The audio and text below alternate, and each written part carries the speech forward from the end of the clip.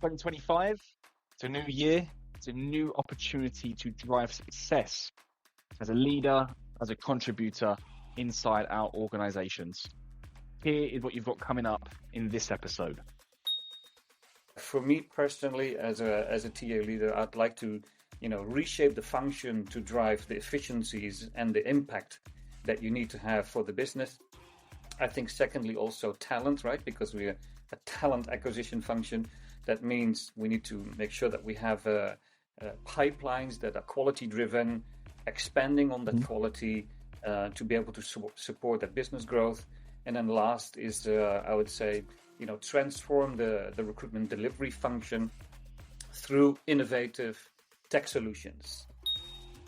I would say, as a TA leader, data, that is absolutely key. Make sure that from a sourcing perspective, that you drive your pipelines as efficiently as possible by looking at your data. This is one of those episodes for every leader, aspiring leader, or somebody who's just interested to understand a bit more about the leadership side of talent acquisition. Speaking to a very experienced strategic TA manager, Edward, who runs the team at Kuehne+Nagel, we break down 3 core components that every single team leader in talent acquisition or every single head of in TA should be focusing on. It's reshaping your function. It's looking at how we can do pipeline development correctly and how we can utilize technology to basically drive more success. Thank you so much for a new season, a new year, and I really do hope you enjoy this episode. It was fantastic to record so many key takeaways, and I know those who can stick it out to the end are going to absolutely thrive off the back of this. Welcome to Tea Time with Talent Acquisition, the podcast aimed at fostering knowledge and sharing stories within the vibrant talent acquisition community. I'm your host, Eden, and for the next hour or so, I'm going to be joined by one of the most senior specialists we've had on this podcast so far. His career began back in 1998 as an agency recruiter and RPO delivery partner, and he's since built a robust career with industry-leading companies from Huawei, SAP, AT&S, and now Kuehne+Nagel. With years of experience in the strategic side of talent acquisition, this episode has been crafted specifically for those that we have in our listeners that are talent leaders, or anyone who's ultimately interested in learning more about the leadership side of talent acquisition. Utilizing his knowledge, we're going to dive into the essential elements leaders should be focusing on today to position themselves for better success in the future, breaking down these components and offering actionable insights that you can try with your team immediately. So when you're ready, grab your favorite tea or coffee if you prefer, and join me in welcoming today's guest, the head of talent acquisition with the team at Kuehne+Nagel, Edward Segond von Banchet. So thank you so much for joining. Hello, Eden. Hello, everyone. Thank you for having me on this podcast. And I genuinely do appreciate you spending the time because, like I said in that introduction, you have an extensive career. I mean, not to say anything from the experience, but you started when I was 4. Just to let you know, your career in recruitment and acquisition, I was 4 years old. So you have an incredible wealth of knowledge. And when you first responded to me, I was so excited to speak to you because, like I said, when you first spoke about it, it's like there's this treasure trove of information I want to tap into. And the topic of strategic leadership, I think it's one of those where you need to have seen a lot, done a lot, the good, the bad, to really understand how to navigate through uncertain times which we're still in and kind of help your talent acquisition function thrive for your business. So we'll get into it. Before we do so, I'm curious just to hear from your own perspective, what do you feel makes a high-performing talent team? Well, yes, you're right. I mean, throughout my career, and it spans at least 25 years or more in the industry, I've seen and done a lot. You're absolutely correct. But I think when you work in a team or manage a team, it's always very important to make sure that everybody understands, why they're here, what their purpose is, and how they're going to achieve those goals and targets. Because sometimes you do have people that are not quite sure about these things. So I think it's really important that you give them that. And it starts with the overall TA, I would say, vision and mission, okay? Because that's really important, whether you work in an agency or an in-house setup or an RPO. it's really important that that vision and mission has to be identified and clear and articulated to the team. That's where it starts. So I think the key to success is really right at the beginning. If you set the foundation right with setting the vision and mission correctly, then I think that's tremendously helpful. And then you can start building up things from there, from an operational perspective, from a strategy perspective, and of course from a team optimization and performance perspective. So, So for so you, I'd it's say, not about having specific roles per se, a GitHop sourcer, scheduler, a recruiter, but for you, it's about get the fundamentals, set the team on how big that team's going to be, and the right vision, the right path, and then build out from there. yeah, absolutely. So that's number one, and then number two is once you have that package complete, then you need to make sure that TA function fits with the overall business strategy and the business purpose. Okay, so every company is different. They have different targets, goals to achieve, business goals, and the TA function within HR is a function that needs to be molded and fitted around what that business does. And so sometimes that means, more sources or less sources, or more agency usage, less agency usage, more operational TA folks in the team or not. So it all depends on looking at that business. What does that business do? What do they want to achieve? And how do they, from a talent perspective, want to attract and hire the talent that they need to make sure they could achieve those targets? Yeah, so that's the second bit. So that brings us into where we are now, right? So when we're posting this is January 2025. So, and the reason we've done it at the beginning of the year is so that anyone who's listening right now, hopefully what we're going to talk about is going to help them set themselves up, for wider success this year. And of course, we can then utilize this, I guess, maybe into future years, etc. But maybe we'll reevaluate, you and I, at the end of next year or the end of the year and see how it goes. But what do you think talent leaders should be doing right now? The core fundamental tasks TA leaders should be looking into right this moment? Yes, I think first and foremost, set the strategic priorities right for your organization in the new year, and that depends on how that business works for you, or how that business will be working in 2005 and the next 3 to 5 years and beyond. So it all depends on that. But I think it's of course, taking a step back, analyze to what you as a TA leader feel you should need to do. There are plenty of organizations that are still very, I would say, novice in the TA function from a setup perspective. Some of them are quite advanced because it's an older company, and some of them, like the big, unicorn companies, they have an amazing setup of a talent acquisition function with everything that you would need. So it all depends where you land as a TA leader, but always do the first analysis, look around, put your ear to the ground, speak to people, and then understand the setup as it is today and where you think the setup should be for the future. But I think it's setting those priorities once you've done the analysis.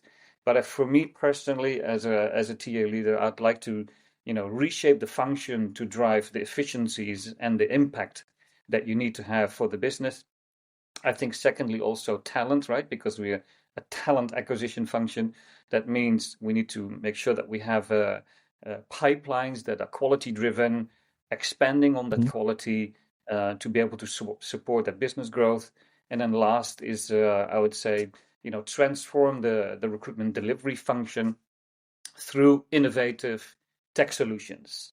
Okay, so it's those key three things that I would recommend a TA leader would do now for 2025. I can dive into more detail within those three, but that I think should be the ones to take away from this podcast.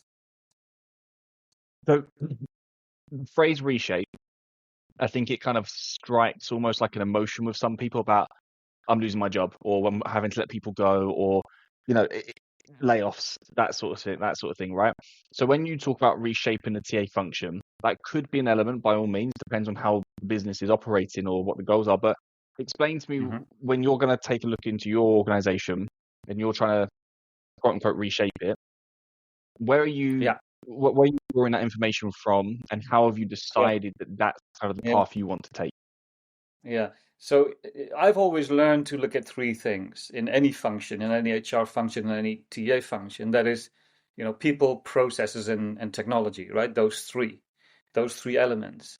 So if you look at, for instance, the processes, then lots of TA leaders, they come into a new organization and they find that there are a lot of gaps or breakdowns in the recruitment process, right? Um, Mhm. so I would say a lot of TA leaders find themselves in that position and they're not very happy with that. So they need to fix that. Okay. And then what TA leaders also think is that the function itself is still being seen by the business as a transactional function, not as a strategic function, right? So a lot of leaders are still struggling with that. So it's also looking at that particular piece. But that is usually what goes into our mind as TA leaders when we enter a new organization and running this new TA function. But when we say reshaping, then first of all is check your resources, analyze your resources, and find out where those resources provide the most strategic value. Okay, we are TA leaders. That means we're not only responsible for operational delivery, but also for strategy. So check your Mhm. resources and find out where the strategic value is of those resources. The second one would be looking at the services. So what services are we actually providing to the business? Okay. And that should only be valuable services. So look at your 5 categories when it comes to hiring. So you've got your core hiring, you've got your specialized hiring, so hiring for specific niche skill sets or positions in the organizations within target groups or locations. But then also strategic hiring, right? Sometimes you need to hire people with specific skill sets for a specific project or time. So that could be very strategic as well. And then, of course, you have the executive level hiring, which talks about, director, C-suite level hiring, and then finally also your graduate hiring, which is your young professionals. So look at your 5 buckets basically as of where most of the hiring takes place, and then question yourself, what type of services do we need to provide as a TA function within those 5 categories. Once you Do have you have an that, example of services? Sorry. yeah, yeah, absolutely. So once you have that, you can then question yourself, how much do we need to hire of that within those 5 categories, and then determine again the services that you need to create or provide to that particular volume.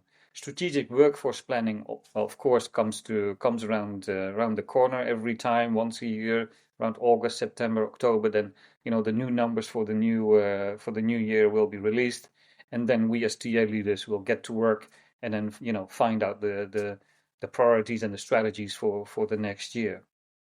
So look at your volume as well, and then determine your service catalog against those volumes. And then the next thing would be is looking at the responsibilities of the people that have to deliver, that have to do the work, right? So, but again, it needs to be differentiated value rather than, oh well, this is what we do anyway, within our roles. It Mhm. has to, you have to differentiate. It has to make an impact, right, to the business. So again, look at your team, look at every individual into their roles, their responsibilities. What do they do? Is it really valuable? Is it really does it make an impact from a strategy perspective? And then, of course, look at the services that these people provide within those responsibilities. But it has to be done with lowest cost, of course. That's what we're here for. We're not here to spend lots of money. But it has to be, also the responsibilities have to be aligned to the skill set as of what they have been hired for. Yeah, the last point would be is to collaborate then with your business leaders to make sure that they also understand what we do as a TA function, and that they then also align their responsibilities to your team responsibilities. Okay, because recruitment is still a team effort, as we all know. We've got to do it together, and we've got to make sure that we align ourselves with our responsibilities to make sure that we can position ourselves as one hiring team. Okay. So for you, coming back to reshaping TA function, it's not about cutting the TA function's legs off to cut the costs so we can say that we've saved the company this amount of money, but you've shortchanged the process. But it's about understanding where we are as a leader, where our team is as a leader, what skills do we have, what do we need to hire across the 5 core functions, how do we align to the vision of the business, how do our colleagues in the TA function align to the vision of the TA, and then it's, I guess then the reshaping element is if anything is out of place or it's not well defined or there's not something already set up, your job as a leader is to make sure that we are creating a service or we're creating elements that reinforce that. Right? Yeah, absolutely. You can almost compare it maybe with a vehicle, right? Okay, if we need to drive faster, better, more safer, then as a TA leader, you look at your own TA vehicle and see what needs to be done to make sure that can happen. So again, looking at your resources, looking at the responsibility of the resources, looking at your processes, et cetera, et cetera. I mean, TA leaders know exactly how to approach that, but it's all about creating this, vehicle, so to speak, that we need to have to be able to, deliver against those business expectations, right? So it's the principle is very similar. Yeah. So you mentioned also when you were talking about the 3 elements, you've got readjusting or reshaping the talent function. You mentioned pipeline development as well. I'm a big advocate for pipeline development. I think it's a wildly underutilized process. Not just internals. I think externals aren't equally great at it either on mass. But I think it's one of those elements that once you crack, your sourcing function should be so much smoother. But I've got a definition of it. What does pipeline development mean to you? So first of all, Eden, I would say understand the external labor market in which you as a business operate. And of course, understand your internal labor market, right? So there's two things. There are people that are that have talent and have skill sets in the external world, in the labor market. And then, of course, within your own organization, if you are a big enough organization, right? Where you can look at internal mobility, looking at internal skill sets, work with the L&D team to train, retrain people and give them the skills that you would need. So you don't have to hire from external market. But I would say definitely understand the internal and external market. If we talk about the external market, then we know that we are living in a time where labor market and talent shortages are occurring every day. It's going to be harder and harder and harder to find the right talent with the right skill set, right, on time. Everybody's looking for specific skill sets. You will not be the only one. So it's always going to be a big competition when it comes to talent and skill set. So, and in specific industries and specific roles and professional professions, there is a big shortage of that, right? So, for instance, IT, we know that specific IT folks with, let's say, data security or now with AI, very, very difficult to find. And then if you have to find these people in markets that are either underdeveloped or emerging and where the talent is very in short supply, then you have to find a strategy to be able to fulfill that gap. So, but the fact is, the skill set that we want or that you want is often very in limited supply. So that's one challenge. And then the other challenge is, and as I'm talking about in a corporate perspective, is companies are less ready or inclined to release more budget, more funding towards branding and sourcing. Okay, so that means TA leaders are having their hands tied to make sure that if we wanted to attract more talent, where EVP messaging, branding, recruitment marketing, all that stuff that you need to help better sourcing, then, if there's less money available for that, then it's going to be more difficult. Okay. So having said that, with those challenges, I would say, as a TA leader, data, data, data, that is absolutely key. Make sure that from a sourcing perspective, that you drive your pipelines as efficiently as possible by looking at your data. So once you know what the target groups are, you then need to understand what that means from an attraction and an hiring perspective, and what that also then means in terms of the activities, and therefore also how much money do I have available for that particular campaign, if that is a campaign, to drive the pipeline. But that is really is number one, is make sure that you have an opportunity to capture your data. Where does it start? Research. You have to go into the market, understand where are these people with their skill sets, where do they work, how do we connect with them, create a persona, build a branding campaign against that persona. So really understand the target group, and then also we call it the pull and push factors, to make sure that we know exactly what drives this person to come and work for us, and what is it that we then need to do to make sure that we are attractive enough and we can bring them into our pipelines and eventually hire.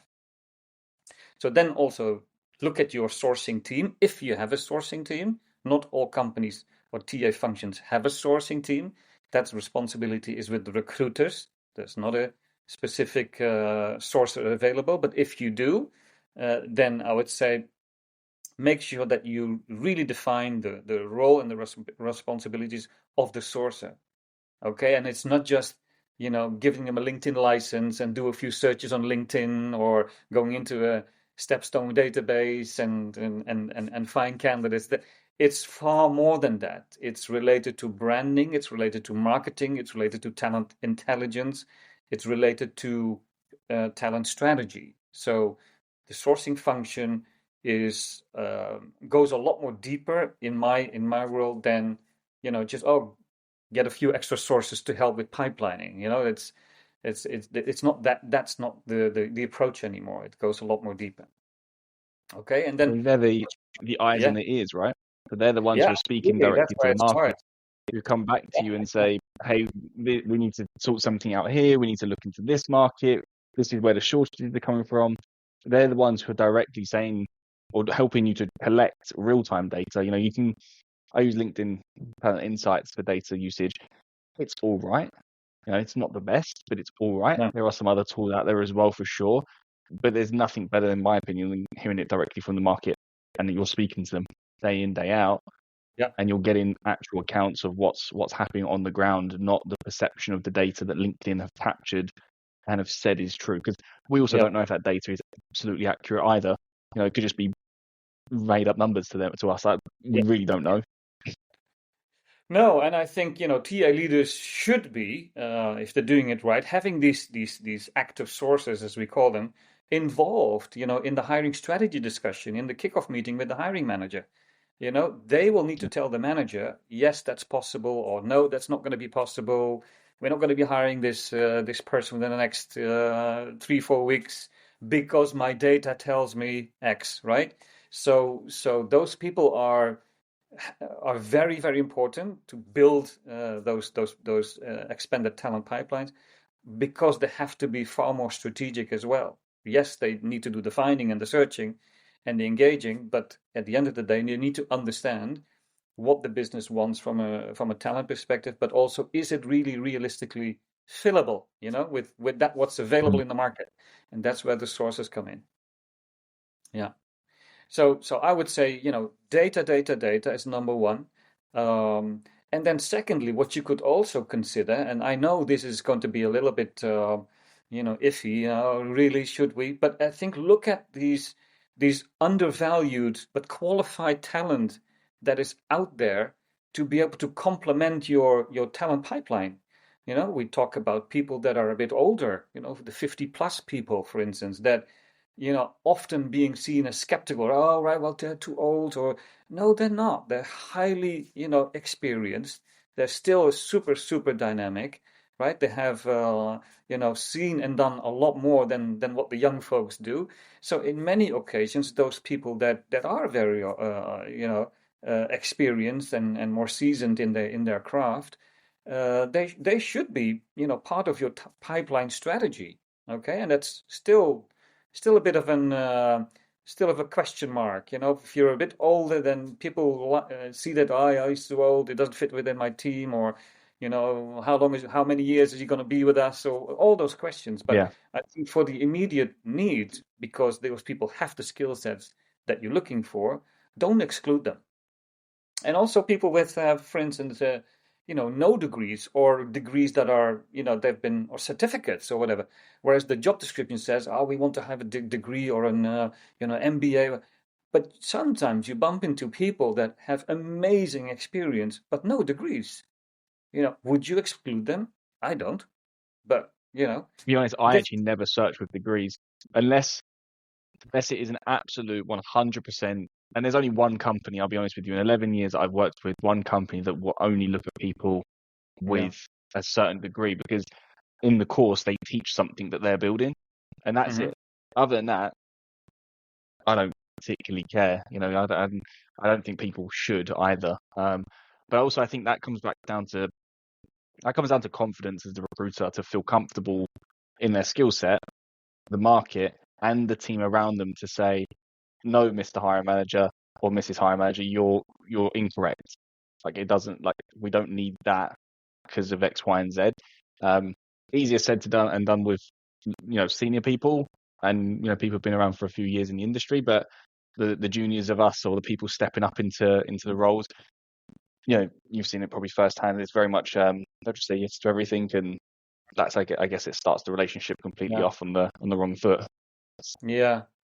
And like you said, Eden, it all depends on that hiring manager. And, we could dive into that. It's a completely, big topic, and it's on its own to talk about hiring managers. But it's often, what does the business need, right? And then the hiring manager is Yeah, responsible to fulfill that need. Yes, but he is the decision maker in hiring. And he or she also has a personal um, preference in what that new hire should look like. So you have the spec, you have the hiring manager's personal perspective, and then you've got the recruiter with the data that he or she provides to the manager to say yes, that's possible or not. So there's always a look at these three factors. But at the end of the day, we're here to help the business grow and to move forward. So I would say hiring manager preference, I think, should not be first, should not be top priority. Top priority should be business objective, business targets, and how do we fill that with the talent that we can find.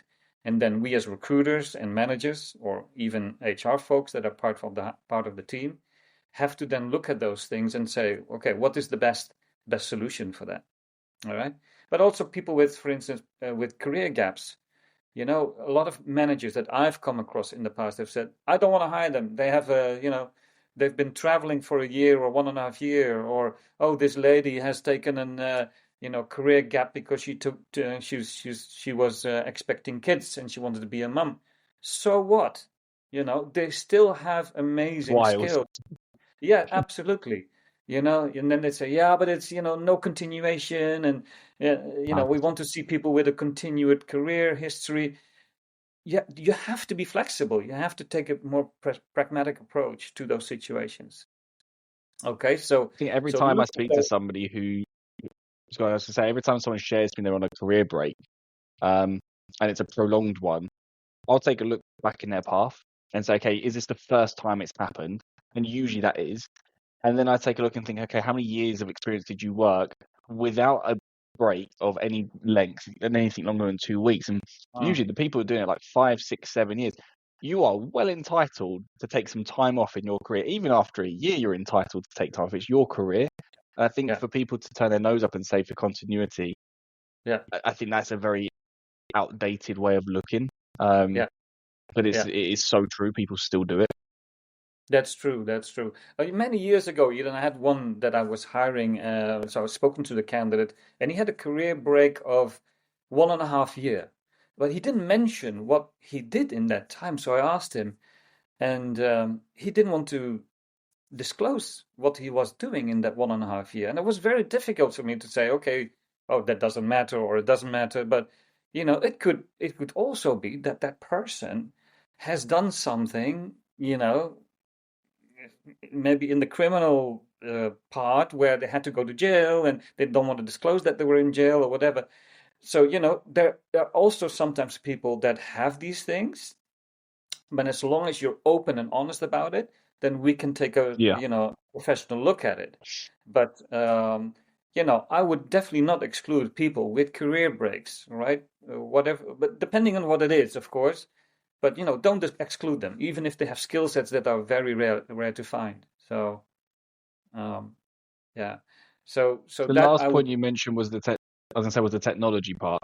Um, and you shared obviously about new technological movements and things like that. So, like I said at the beginning, very seasoned individual. So how, I guess, has the role of recruitment or talent acquisition changed? You know, that doesn't go to be throughout your entire career because obviously, it is a lengthy adjustment. But how has it changed more in recent years, and where do you see the biggest challenges coming to TA leaders around technology in the next year to 2 years? Yeah. So of course, 28 years in the recruitment industry, you can, bet your bottom dollar. I've seen a lot, from very traditional hiring approaches, using newspapers, magazines, right up to social media that came about. Then, of course, we had LinkedIn coming within social media. Yeah, I've seen so much. I have recruited without a mobile phone. I just had a desk phone and an old laptop, and off I went. And look where we are now today. I mean, it goes without saying. It was a tremendous last 20 or 30 years where you see the recruitment industry completely changing from a traditional we are the personnel department type of approach to a much more, technology driven, strategic partnership approach, where we really have to listen to our customers and we really need to be able to deliver whatever it takes, right, with the tools that we have. But I think for the future, I think that evolution will continue. We're going to be, looking at how people apply, looking at the CVs, for instance. I think CVs will disappear in the future. There's no more CVs. It's all going to be, an online profile with the scoring, and you can see exactly, where a person adds the most value in specific skill sets and so on. So you can all see it with the touch of a button. And then from a technology perspective, look, we've seen it now. AI is really taking the world by storm. Artificial intelligence is here to stay. We're still not quite sure how it's going to pan out for us all, in the world, but particularly for HR and TA. We know that we want to hire with a lot more agility and a lot more, I say, a quicker, faster, cheaper way of, finding people, connecting with people, engaging with people, giving them an amazing experience, all with a touch of a few buttons. And that has an impact on the role of the traditional recruiter, if you will. Mm. So I think we recruiters will have to adapt to those new situations where transactional recruiters will no longer be required because it's all done by the machines, and therefore we need to be more, talent advisors, more operators, more strategically aligned, and so on and so on. So give that additional value and leave all the transactional bit to the machines to do. So I think that's where it's gonna go. It's super exciting, but we're still in a place of in a time of transition where we still don't quite understand. Okay, what do we need then? What type of tools do we need? What can we still keep? What do we, can we give to the machines to do, and so on. So it's still a question mark. But I would say the starting point for a team leader should be is to look at your workflows. Okay, what workflows do I have? What workflows should I have? And then Mm. question yourself, are these workflows delivering the strategic value that I'm looking for? And how is that supported by the technology? And the current approach, unfortunately, I've seen it so many times, is that companies looking at repairing existing workflows. If they see that they are not working well, there's a gap or there's a challenge within the workflow, then they're going to look at technology to see, hey, what technology do we use to fix that workflow, to repair the workflow? And so if they then spend money on that new technology, be it a CRM or whatever technology it is, they then adopt that. But then the technology starts to clash with that workflow. Okay, that is not quite there. So it doesn't repair anything. It only creates additional workarounds for TA leaders. And then, that tech that they have acquired is it doesn't have any impact. Okay, unfortunately. So that is often the approach that HR information systems team or recruitment operations team take. I think that's the wrong approach. I think a better approach is to understand your workflows, so you know what works well, what doesn't work well. Then understand the technology that is available in the market, right? And then pick the technology or select the technology that would solve your workflow issue. Then build your workflow around the technology that you've acquired. So then it fits. Yeah. So that's a slightly different approach as opposed to broken workflows, buy technology, and then build turnarounds because it doesn't work, versus workflows, technology research, selecting the right technology, and then build your workflows and fix your workflows. So that I think would be a better solution. But I think technology is a huge element to hiring success, without a doubt. Apart from workflows, apart from your recruiter productivity, and so on. So yeah, and as you know, Eden, there is so much available in the market. Too much. That's also the It's problem. too much. It's such too much. And I'm here in Germany, and I've found out that there's an organization, a brand new organization called Stacked. They have built a software application, for TA or HR talent tech solutions. So if people are interested, they can connect with this organization. They're based in Berlin.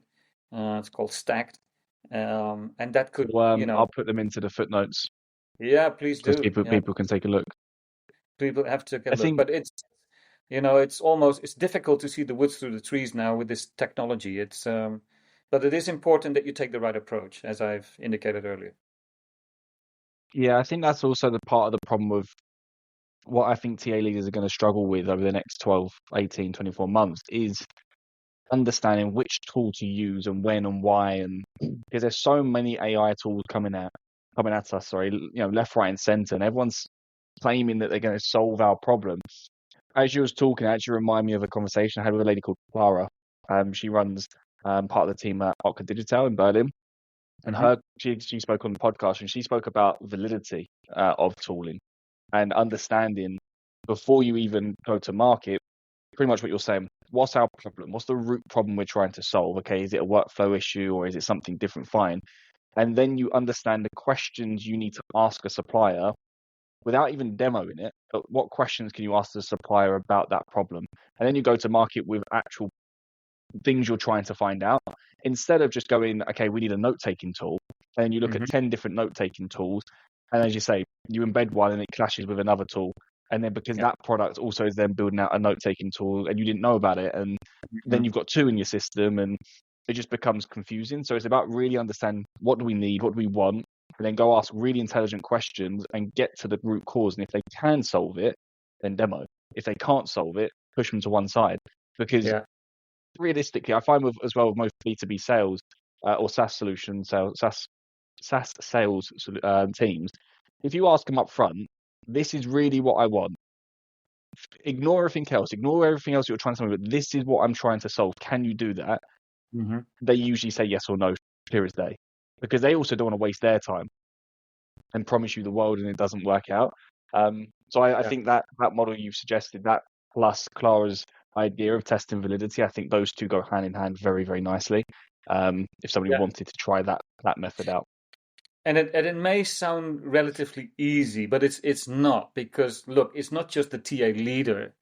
It's all that is involved in selecting the tech stack or the tools within the tech stack, but it's also people that are not directly part of the TA team. It could be an HR information systems team that looking after technology, processes, and tools, and so on. But also it could be in a procurement department, finance, IT, of course, IT. So it's always a combination of people that have a stake and a say in the technology for the organization, including recruitment. So it is not as easy or straightforward as it sounds, but I think that would be a better approach, is to say, look, what technology is available for the things that we do, and then build your workflows around that technology, and then so make sure that it fits. Yeah.